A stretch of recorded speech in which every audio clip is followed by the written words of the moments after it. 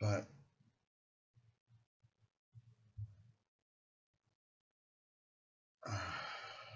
if I continue with this some other time, I'm gonna send you the video when I've taken a shower.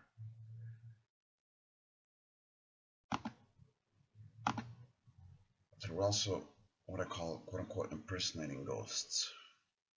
We had huge mirrors. Oh, you know what? Let's do a courtesy.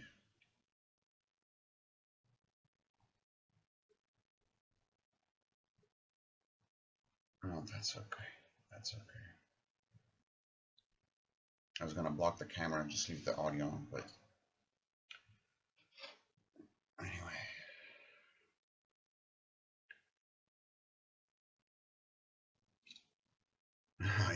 I see you used to style your hair in those. Not exactly what I'm doing with my hair right now, but anyway. We had huge mirrors on the upstairs landing, and I used to style my hair in those. Often another member of the family would appear reflected behind me. We would have a perfectly quote unquote normal conversation. Then in the mirror, I would see the person go back into the room. But when I went downstairs, there they were sitting in the lounge with no recollection of the conversation. Well, of course not. It wasn't them. Doubles. I was to experience more of these many years later in another accommodation. One day I was in the lounge reading a book.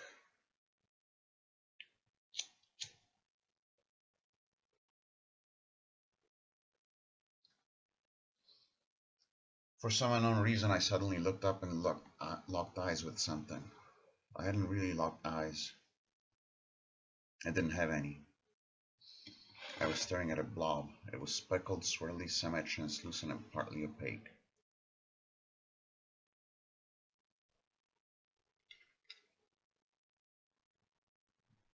It was about the size of a football.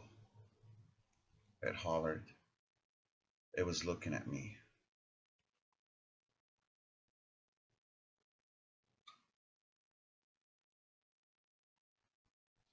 I somehow knew it was aware and intelligent, cold. It was appraising me. This went on for about 30 seconds before it floated off back up the stairs. Bizarrely, I simply went back to reading my book.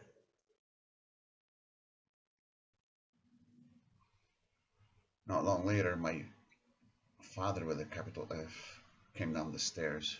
I told him casually, as if reporting an unusual bird in the garden, what I had just seen. He went silent, then said that my younger sister had just given him exactly the same description of the blob upstairs. She saw it reflected in a mirror behind my father. My mother also capitalized, also described it. It had visited her in the kitchen. This one was a little different from the others, in that it assumed no human semblance. Eventually, we all went our separate ways, but unsurprisingly, it was a nuisance to sell the house. Follow. That's a subsection or section header.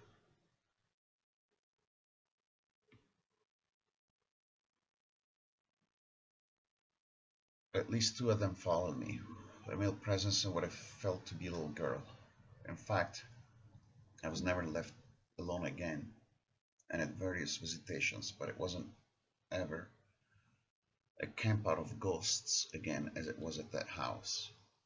I called the male ghost Spooky, and he was a quote unquote spooky, capital S, and he was a right pain. He was often angry, and I could feel quote unquote his anger myself. Things continued to appear and disappear. Crockery would be moved to the fridge, books would whiz across the lounge, ornaments adjusted and turned around, clothes taken.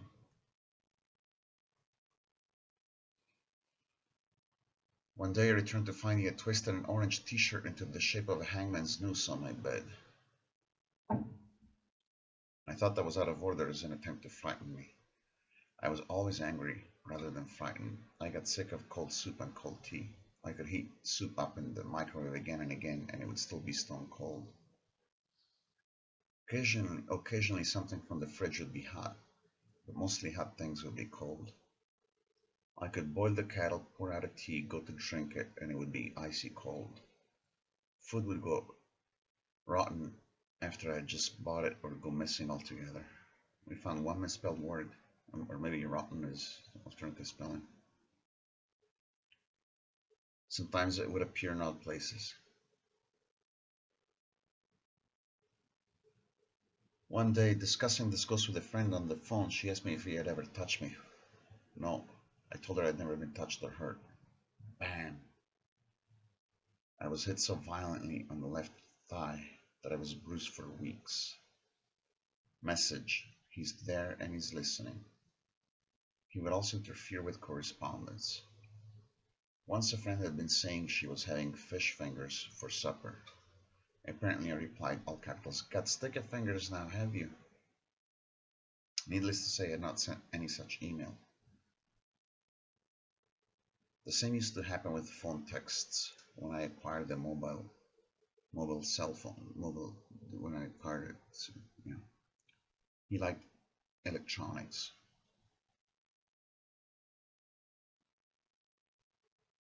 The phone would be switched on and off all the time.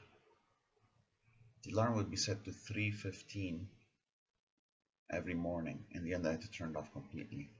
The television would be switched on and off, and bizarrely, he would even change my recordings and set it all to record what he, I presume, wanted to watch. Odd smells would permeate my accommodation. It could be burning, sewers, or even perfume, or the scent of flowers.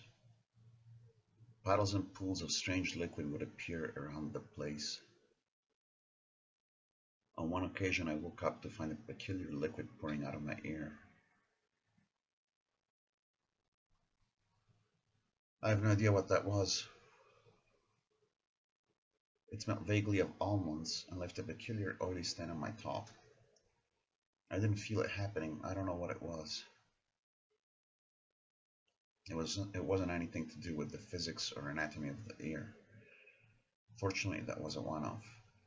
He also had a thing about water. Constantly the taps would be turned on. I'm just glad I didn't have a water meter at that time. One day a friend came to visit. I was in the kitchen making a drink for us both while she stood chatting at the doorway.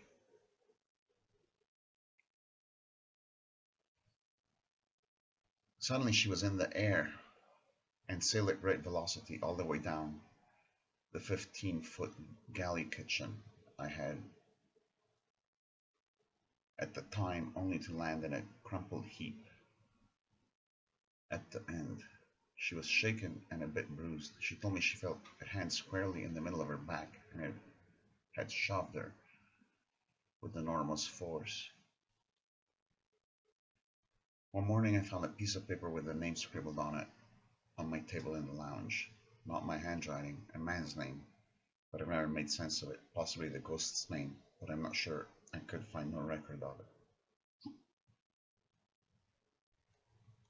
Next section, header. The Paranormal Society and the Fate of the Rescue Medium. This could not continue. I called in a paranormal society who arrived a few times with recording equipment and finally sent around the rescue medium to quote-unquote move the ghost on. The paranormal society members were also present.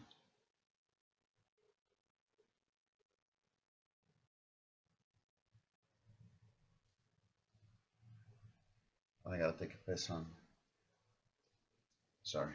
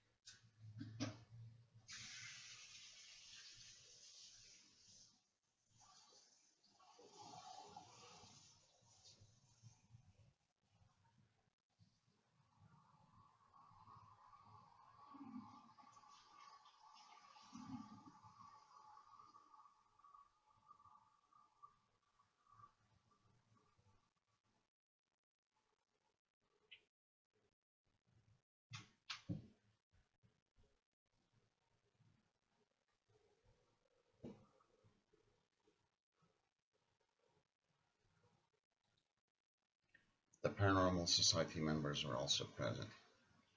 The medium was confronted quite quickly. The ghost was uncooperative and abusive.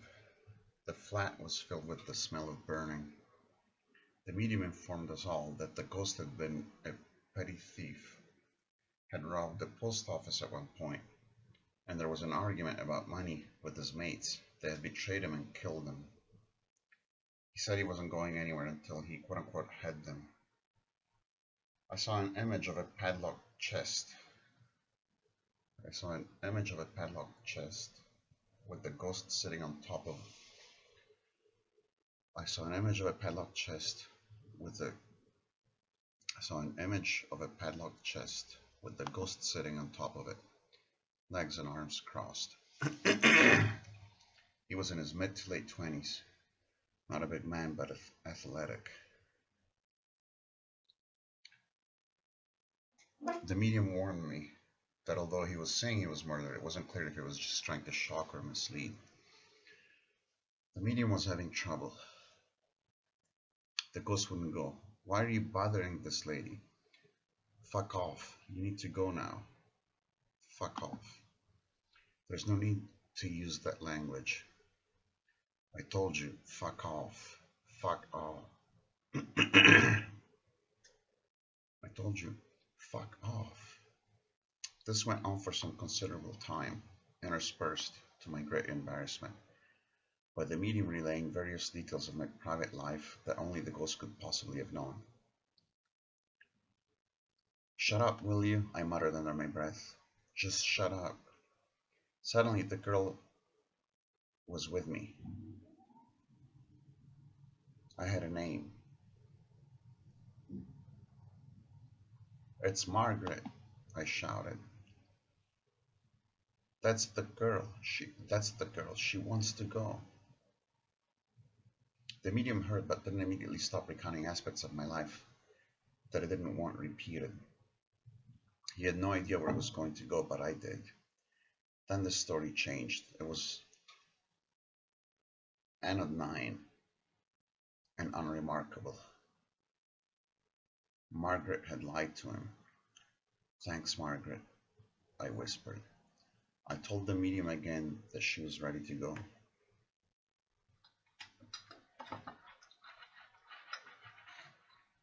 She had disengaged with the main ghost. The medium said she was being used to do the ghost's quote-unquote dirty work, moving the objects around. I thought that was pretty lazy and despicable on the part of the ghost to requisition a weaker ghost into his service. The medium spoke to Margaret. I felt her vanish. She's gone, announced the medium. But he failed to rescue the main ghost. We did at least have a name, or at least the name he wanted to be known by. So I went to bed a little further informed, but still with the ghost. And so it continued, but not quite as it had. Now the entity felt like a person or had a name, so I would talk to him. This seemed to calm him down a bit, and although we still had absolutely nothing in common, and he often used to sneer at me, he began to be more helpful than obstructive. Section header, possession. Can they make people do things? It seems so.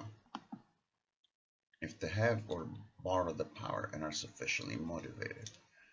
One day I had 10 pounds stolen from me in a shop. I was furious. It wasn't the money so much, but the principle. I saw the man who had taken it. Back at home, and for the first time, I summoned this ghost to do something for me. I wanted my money back. This probably touched the final nerve in the ghost. He hated being cheated out of money. The next day I went back to the same shop and stood there waiting. The clock marched on until 10 minutes before closing time. I started to wonder if the ghost had the power to do what I'd requested. I was too angry to care whether it was right or wrong to have made such a request. Suddenly, I saw the man approach the shop. He was blank and expressionless, as if in a trance. He pulled open the door and plodded right up to me. In a burst of anger, I punched him in the face. Perhaps that was stupid, as he was a huge man and I'm not built on a grand scale. The man withdrew a 10-pound note from his pocket, handed it to me, turned on his heels, still with that blank expression, and retraced his steps out of the shop in a zombie-like manner and back the way he had come. The ghost still laughed at me, but would also leave me money in strange places after the event described above. I could open a newspaper and there would be money. Not 10-pound notes, but 100 or 200 pounds at a time. And so we lived uneasily together. Sometimes he would follow me out and tamper with the possessions of other people. He found a lot of my interests and pursuits very amusing, which didn't particularly please me, but he wasn't a ghost who was remotely interested in what I thought. He showed me cars and motorbikes and posed with folded arms, always wearing a black leather jacket. I decided to call on another couple of mediums.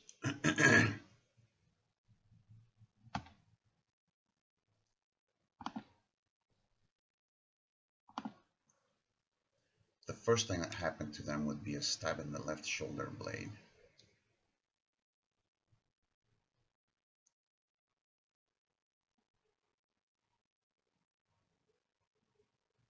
Just what had happened to the ghost, according to the first medium. None managed to get him to go, and he just became abusive. We tried table tipping, and he had a wild time with that. The table rocked, bounced, lifted, spun. But he was angry at the imposition and the arrogance of anyone thinking they could get him to cooperate and do what they wanted. One medium sketched his face. Yes, that was him all right. One day, years later, he suddenly appeared and said he was off. What? He showed me a picture of a young family in a location somewhere just north of the Midlands.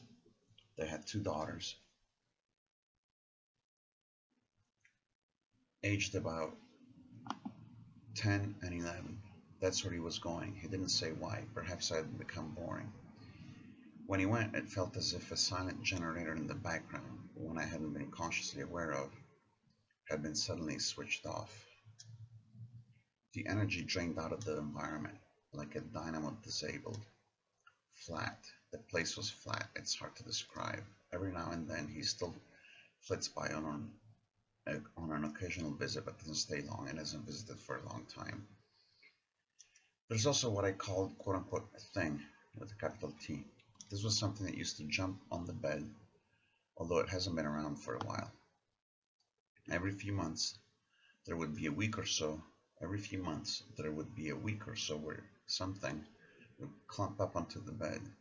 It wasn't an animal, but was animalish. I can't adequately describe it. There's a sense of an intelligence, perhaps an ugliness, some sort of creature, nothing remotely like a person and yet not quite like an animal. Something small but immensely heavy. They would crash up onto the bed and plonk around it. I wasn't friendly yet, didn't attack. It would wake me up with a heavy crash landing and move about on the bed before jumping off. I never saw anything, but it was oppressive. I have no idea what on earth it was attempting to achieve, or what the hell it was. Section header, more spooks. So Spooky was gone, with capital S. However, he wasn't the only one. The impersonating ghosts bother me somewhat. Those look surreal and material. In another flat/apartment, I had a conversation with someone in the front room. He had his door open and was standing on a table changing a light bulb. We had a proper conversation, told jokes, discussed this and that. It was entirely natural. I was on my way out to the dustbin/trash can outside the main front door. I opened the door with a bag of rubbish and there he was, on the curb, standing by his car. I was dumbfounded as usual. I don't get used to those. For a fleeting moment I calculated if he could have run all the way through the hall, barged into my flat at the back, entered and gone through the garden, then into the road and all around the corner to get to the front door. Just as quickly I realized that was impossible. He hadn't been in his room. I hadn't been talking to him at all. Fortunately, these aren't too frequent and they always confront me with the quote-unquote real person. only minutes later. It's as if they are leaving a reminder. It's as if they're leaving. It's as if they are leaving a reminder note with this phenomenon. Ocelot can do these things, and don't you forget it. After all, had I not met with the quote-unquote real person, then I wouldn't know. I wouldn't have known any better, and the sign would be ineffective. It always seems to be a deliberate ruse. They still like to have a go at frightening me sometimes with over-the-top creepy voices yelled in the middle of the night from a corner of the room. I don't mean in my head, out loud.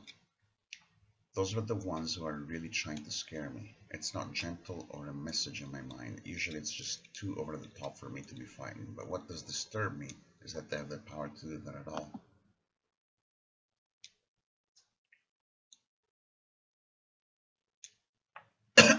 I'm not sure how to end this account. Perhaps with yours, if you have any.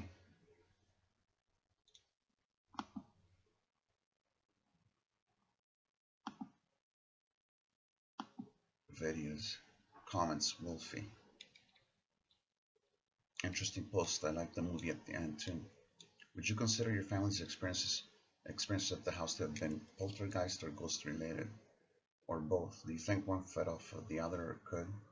Would you consider yourself a medium, or do you think that some people can simply see quote unquote other? Your entire family seems to have the ability and be able to just shrug off the events. I think that that's hilarious. Most people would go running screaming like you see in those silly TV shows or hauntings. Well, the reply was, oh, okay. Thanks, Wolfie. It depends what you mean by poltergeist. It's from German. Poltern, or to make noises, Geist, which is ghost or spirit. So it means a noisy ghost. Some are definitely noisy. But if you mean by poltergeist, by quote unquote poltergeist, the more modern sense is in an occurrence somehow created or manifested by person, still very occult, then I would say no, I don't think so. I'm pretty sure they were ghosts proper, as it were. I don't believe it was quote unquote us creating any of it. It all seemed too intentional, as if it had an quote unquote other will or consciousness or of some sort behind it, especially as some also communicated and reacted or responded to us. I would also want to know why only at that place, if it was a poltergeist, as in quote unquote us doing it, and not elsewhere other than those that followed any of us to other locations. I don't know if different weirdnesses can quote unquote feed off one another. Interact, yes. I'm not sure about where the energy is taken from, or even if they have to do that. I wouldn't consider myself a medium as such, or if it was connected to any ability my family had. I'm not convinced they can't show up to whomever they like, if they so desire, whether you're a medium or not. Yeah, we didn't run off screaming. Perhaps we should have.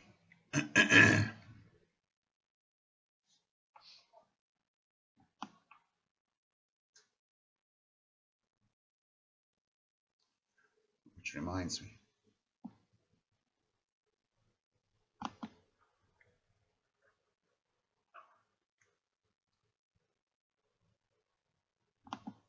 I am closing the. Uh,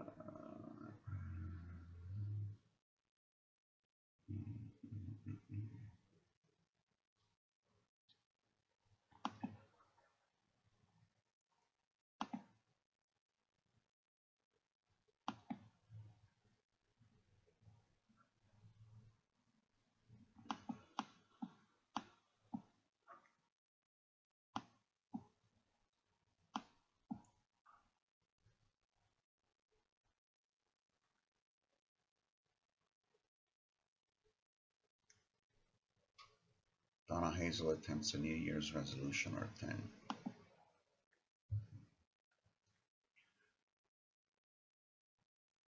Friday, 2 January 2015. New Year's resolution card. Where to? I don't usually make New Year's resolutions. Well, I tried once, but as with many such self-improvement plans, it was ridiculously overambitious, matched in scope only by its spectacular unrealisticality. Is that a word? Slumped in a welter of self-pity, self-loathing, self-disgust, and every other miserably negative self-attribution, I decided that it was a recipe where you set yourself up for failure in advance. Henceforth, I vowed my only New Year's resolution would be not to make any. So what's changed? Nothing really, yet everything needs to alter. Okay, that's too extreme already. Some things need to change, mostly practical things to realize a few dreams, but that takes a lot of little practical steps. For this reason, I'm choosing the star from the fabulous Alice Tarot to symbolize 2015. Wait, this was posted on 2015. Oh yeah, so we're talking about a year ago.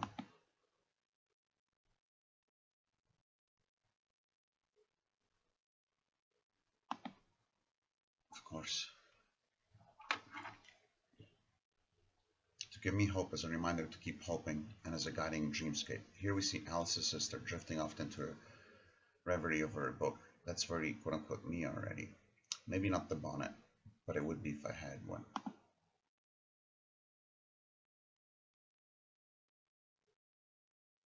That is a good star, and it goes with the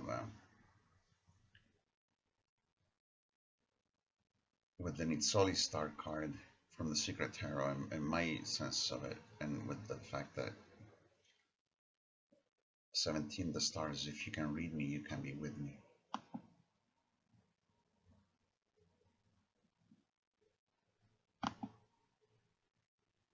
So,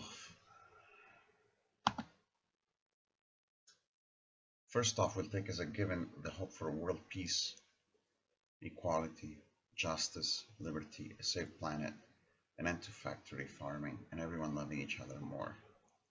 All that goes without saying and automatically heads up anyone's wish list. We all resolve to do more to actualize those.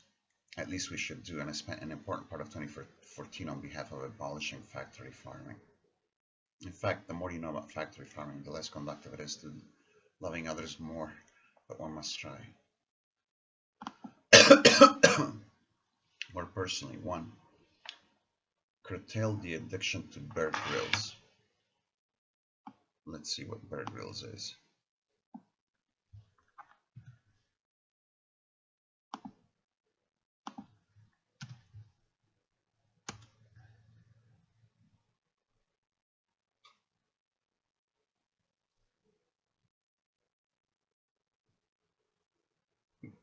Okay.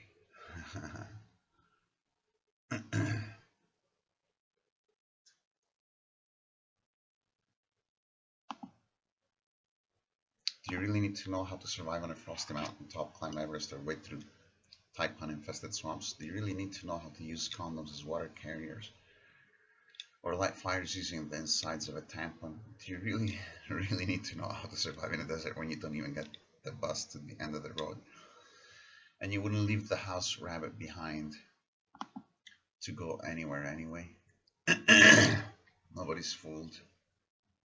Stop gawping at Bear Grylls, popping also nimbly across jagged rocks, sleeping through anything, even the snoring of Stephen Fry on the latest Wild Weekend, and imagining you're impressing him with inventive new survival skills which have never occurred to him, at which point he swoons in awe and makes a book and a film of your next adventures together. See, that star card is multifaceted.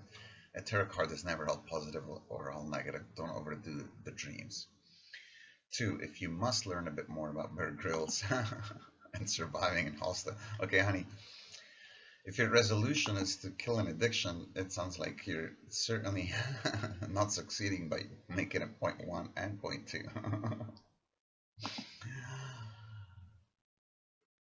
2. If you must learn a bit more about Bear Grylls and surviving in hostile environments, then take advantage of Amazon's special 3-book deals. 3. Don't read much wanted books all in one go. You'll get nothing else accomplished, and digest Bear Grylls extreme food very, very slowly. 4. It sounds like you don't mention Bear Grylls in 4. Try not to lose temper with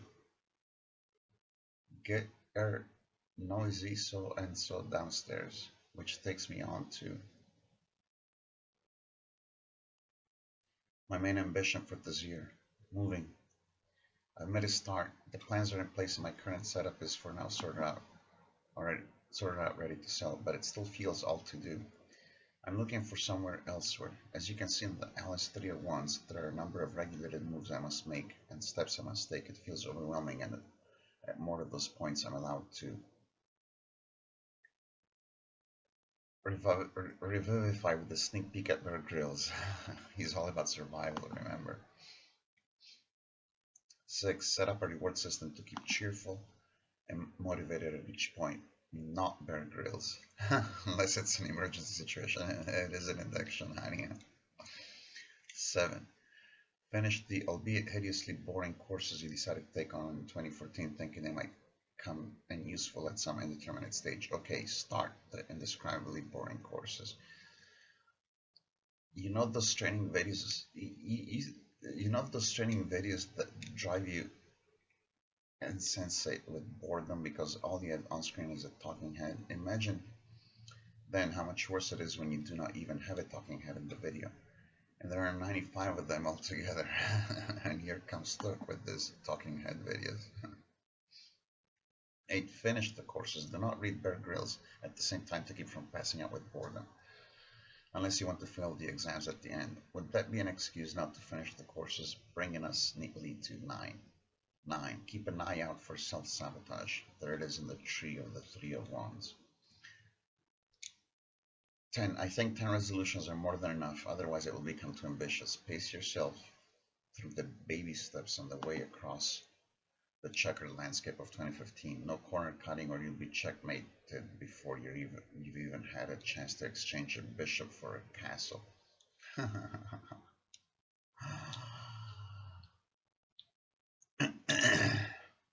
That's something that somebody from like a dime novel or hard-boiled thing could say. No corner cutting or you'll be checkmated before you even had a chance to exchange a bishop for a castle. Bear Grylls won't save you. Heather, what are your resolutions for 2015? No, eating more chocolate might be considered a good resolution and easy to keep, thus resulting in self-congratulation and esteem-boosting triumph, but with perhaps unhappy consequences.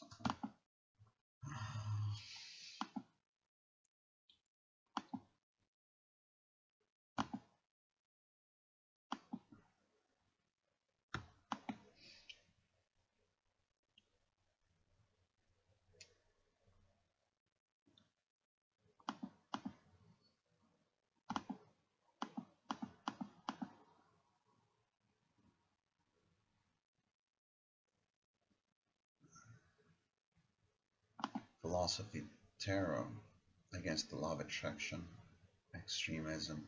I'm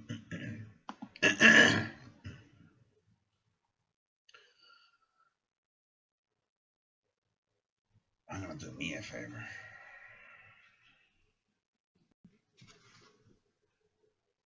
There we go.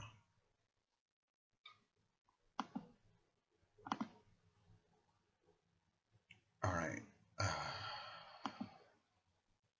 The Big Bang Theory of Tarot. It is not the law of attraction. Question 1. Why? No. Why is there a problem? Why philosophy? Question 2. Why does the other concern me? Answer. In the proximity of the other, all the others than the other obsess me. And already this obsession cries out for justice.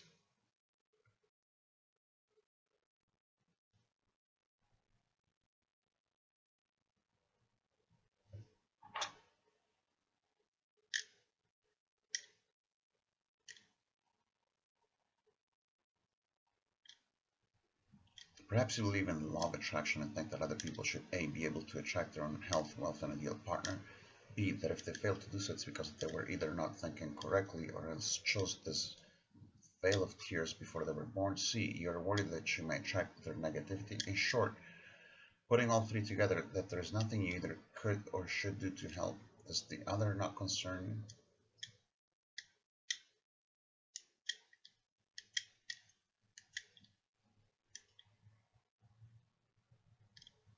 Is there a problem here? We need to know more about this, and can philosophical scrutiny unveil the logic? Does the law of attraction constitute an all too human theory with thoroughly Western appeal.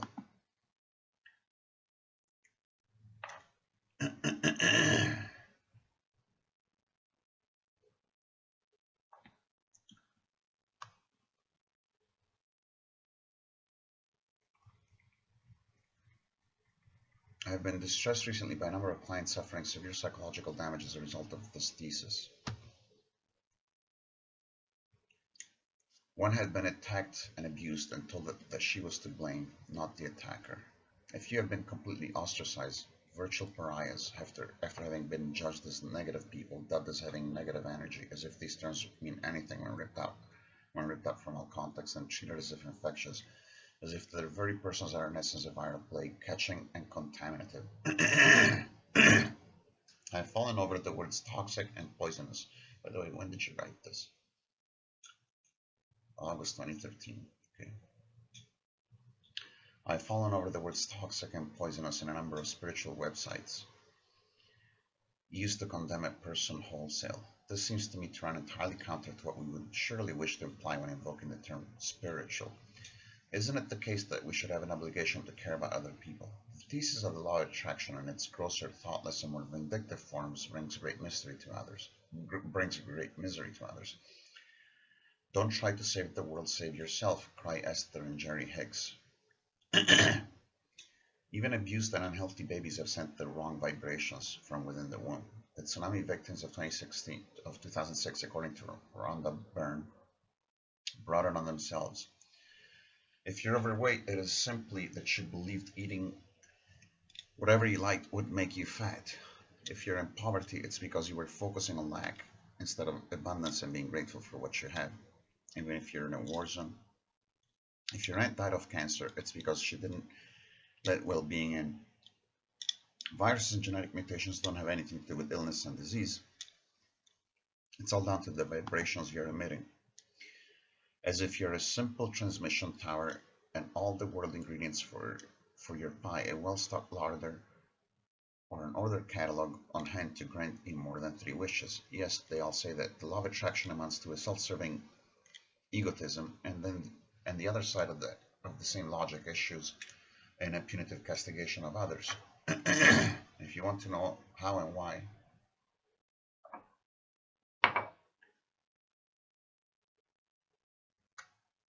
I have investigated in detail what is going on in and behind the back of this law in an article which you can find here on the Terra Nook.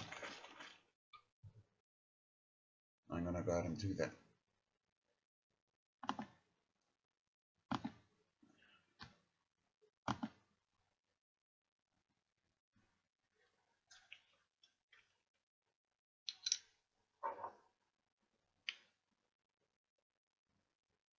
Vanitas and the law of attraction, Promethean rebound.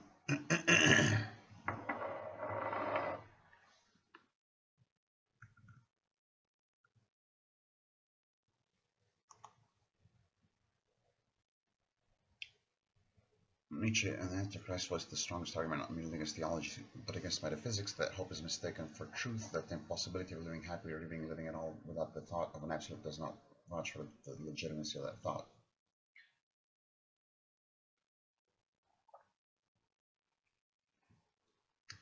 Warning throughout the secret, Rhonda hermetically likens us all to magnets in order to illustrate how the law of attraction operates according to the bespoke principle like. It's like, have you tried this at home? If you do attempt to demonstrate this universal principle using actual magnets, you will find, as most elementary grade that like poles repel, whereas unlike poles attract.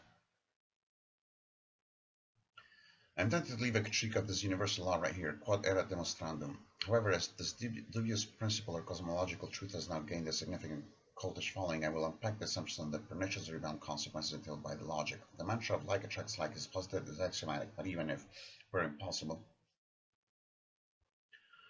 it was true. The other side of this Janus face coin discloses a repugnant metaphysical bowling stick. Existential isolation is an emergent dictate arising from a covert justification for social irresponsibility, even with supreme irony. Far from causally uniting us in a universe of vibrational sameness, the logic denies our interconnectedness and interdependency. Further, in an unhappy circle, It is premised on atomization, on each of us operating as discrete atomic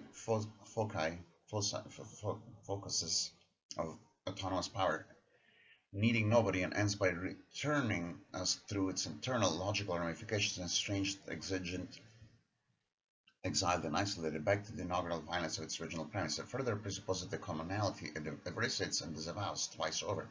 You love this law of attraction, don't you?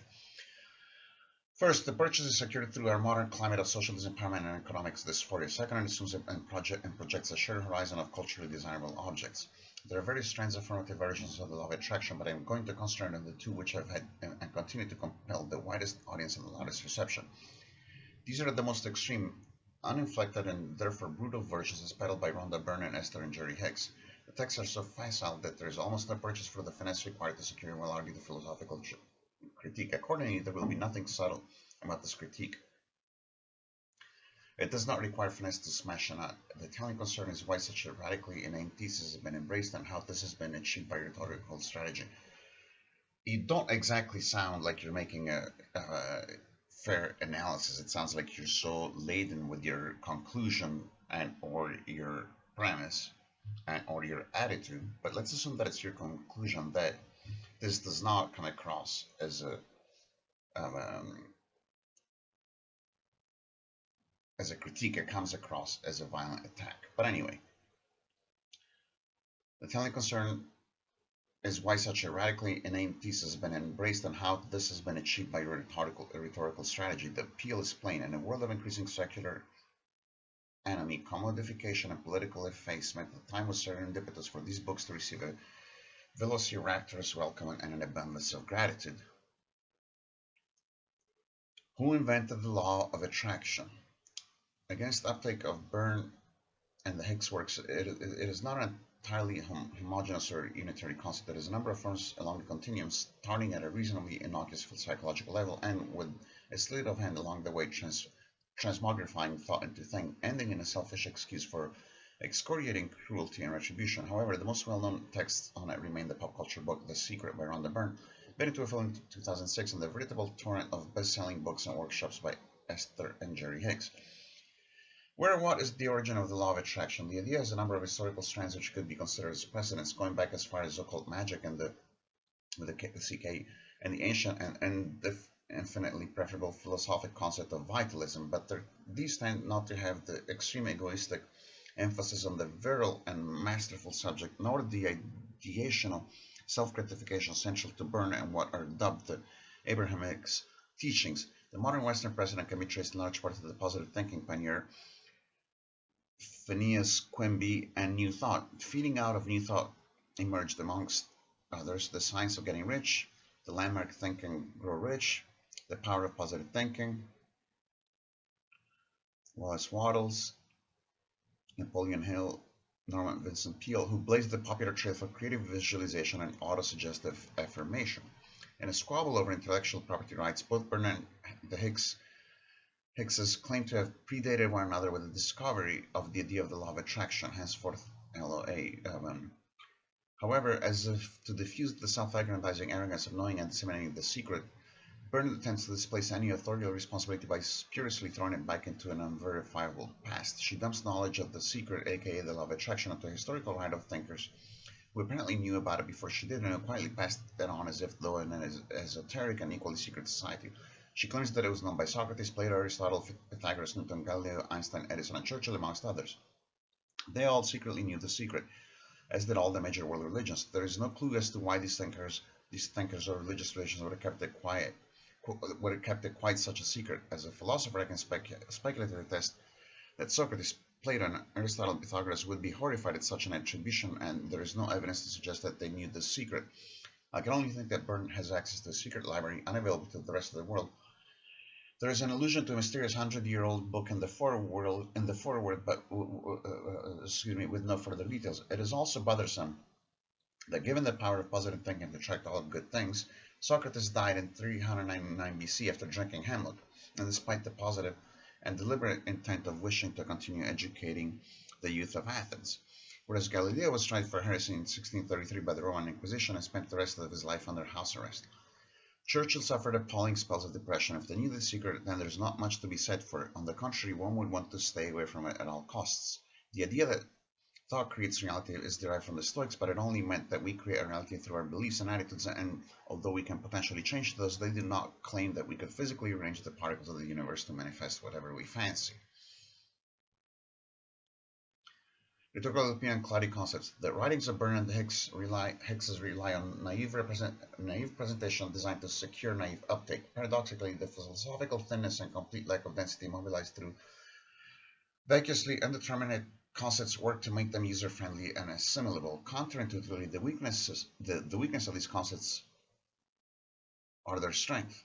The more vague and indeterminate a notion, the more protean it becomes. That is, the crude and flimsy nature of the idea is the secret of its powerful appeal, together with the indeterminacy of the language of vibrations mobilized to prop it up. Factor in a superficially undemanding authorial address masquerading as humility in the face of received wisdom. Burn relies on a bricolage of decontextualized quotes and constant reverential references to dubious self-selected authorities. The Hickses appeal to an even higher authority, a paternal entity, a more precisely prosopopeic agglomeration of entities from another dimension, biblically entitled Abraham, apparently channeled through Esther. The books deploy a heavy-handed tactic of constant repetition and emphasis where keywords and phrases are tirelessly invoked in sentence after sentence, not thinking required or relaxed. This is the story of creation. Here are the question-begging answers. Well, before I proceed, Donna, I'm coming at it from a perspective that there's a possibility that there's specularity between yourself and the law of attraction.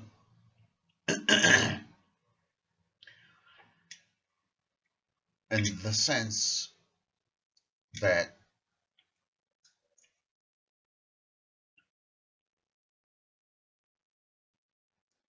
we have a semiotic issue and fundamentally we have a purpose issue. If the purpose issue is happiness in the sense of well-being,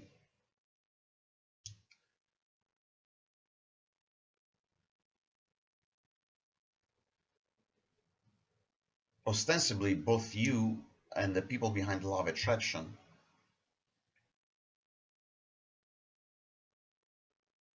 want people to achieve happiness. You seem to be focusing on the selfishness element in keeping with the other writings that I've read of yours about happiness. And the fact that in order for us to be happy, to use my own phrases, everybody needs to be happy. However, the semiotic aspect of it is that, or more than that, that the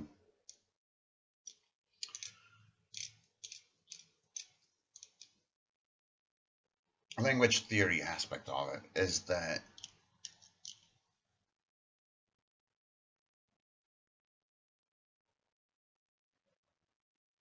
okay, let's start with the premise that either you agree that their intentions are good, or you disagree that their intentions are good.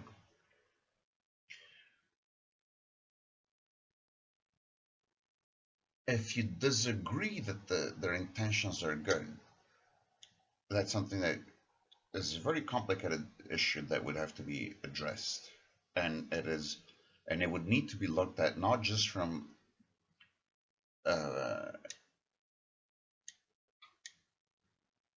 it would also need to be looked at from a cosmic divine perspective, and it gets a little tricky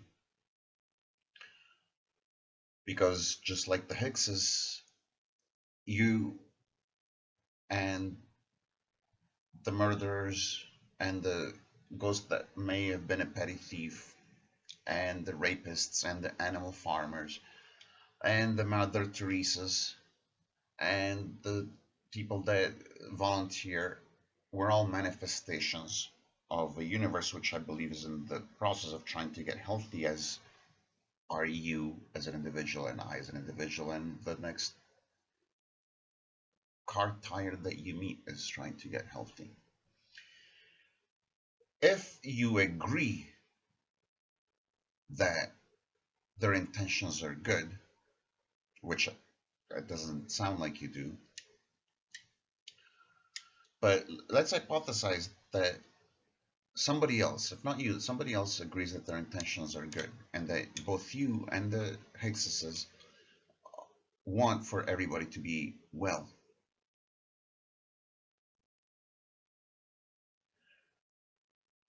Not only a single paragraph of what you have written, Donna, but a half of a paragraph or a third of a paragraph of what you have written could be subject to an attack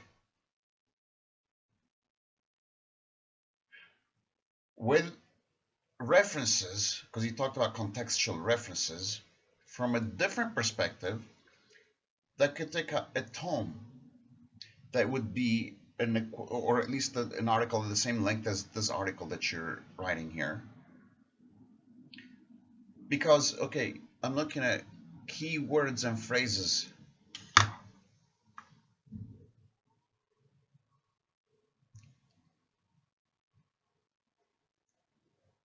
What does emphasis mean? What does where mean? What does key mean? The contradiction that I potentially see, even though there's a part of me that wants to side with you. I'm just letting you know, because I sort of want to put I want to play devil's advocate, even though I may be more on your side. But on the devil's advocate side, how can somebody with your PhD and the tomes and tomes of things that you have read and the tomes of things that you have written that ultimately, frequently, do not lead us to a conclusion of the kind of specificity, if I might say so, that my shaman page and my dictionary do? You know that somebody like Lacan or Derrida could take your word emphasis, your word where, your word the, your capitalization and toss it like a salad.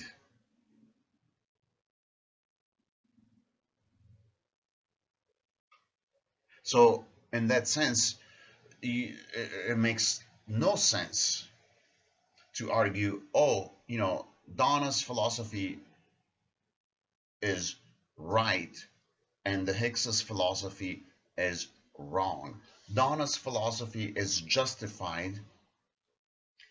The Higgses philosophy is unjustified. Donna's philosophy is grounded in references and context. The Higgses philosophy is not grounded in references and contexts. Because either you both want for everyone to be well, or you don't want for everyone else to be well.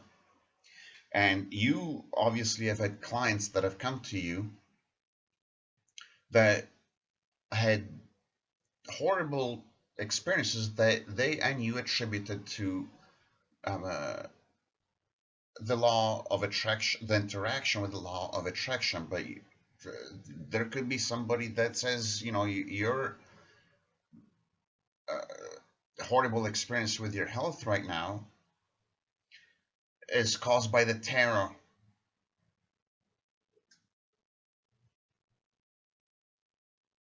Now, the difference would be that you would say, no, that's not true. But just like there are people that have good experiences with the tarot, there are people that have bad experiences with the tarot. You're not dumb. You can imagine somebody that would go to somebody else and say, oh my God, I went to this tarot lady and she did this reading and so on and so forth, and then this other person that may already have an antipathy towards the tarot says, see, I've got these clients that come to me and blah blah blah, and these pseudoscientists and this tarot, and look at the harm that they're doing to these people. Well, there are people and times the same person could receive benefit from the tarot, and the same person could receive harm from the tarot. The same person could receive benefit from the law of attraction. from engaging with law of attraction, and the same person could receive harm from engaging with the law of attraction. It's a work in progress for the universe to get well. And the problem that I'm having as a devil's advocate is that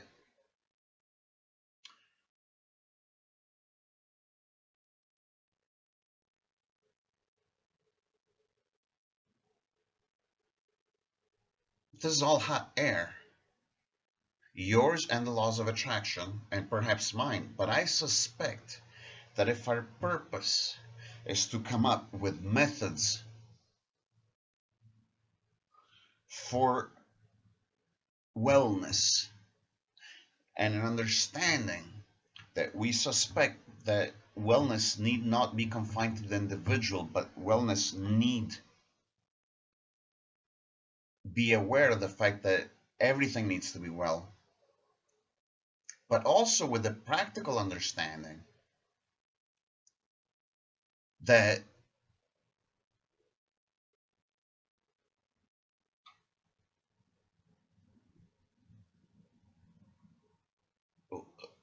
it's systemically, in principle, flawed to try to heal others if you cannot heal yourself.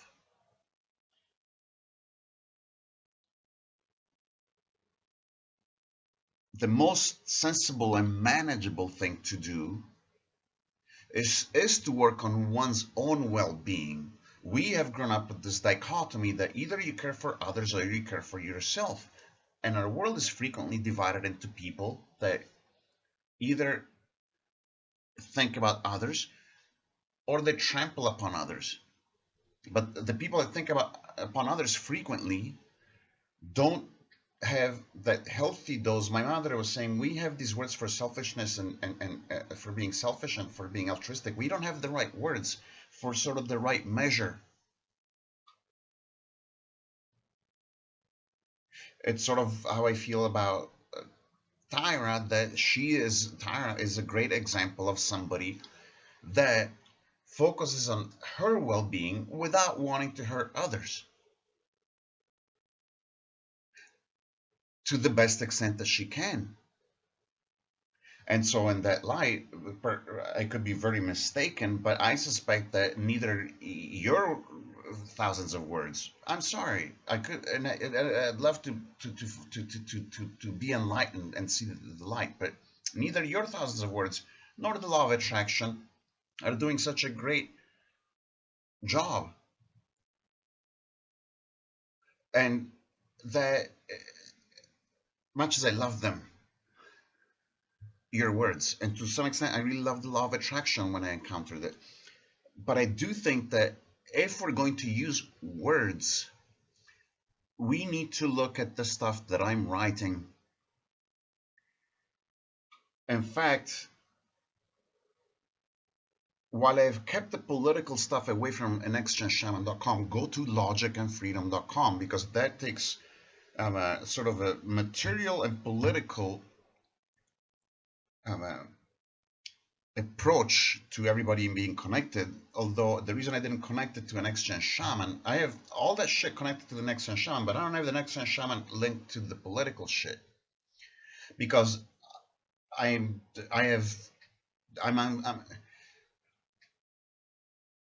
rather talk about the mysticism of the universe in the next gen shaman, or our love of motorcycles if we love motorcycles. But the conflict involved with the political situation is something that I'd rather keep out, even though there's a strong part of me in my other areas of my online experience that focuses on that. But the question is, do you believe that there is, what do you believe is the most effective and efficient way for one to be well?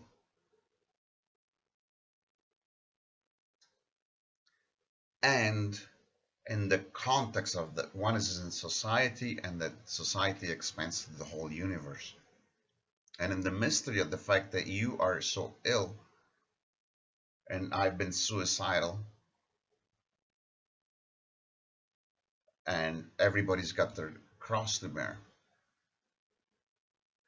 But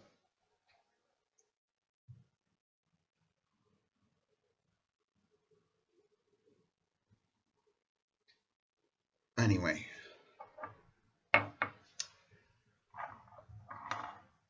I still love reading what you're writing. Oh, 1 hour.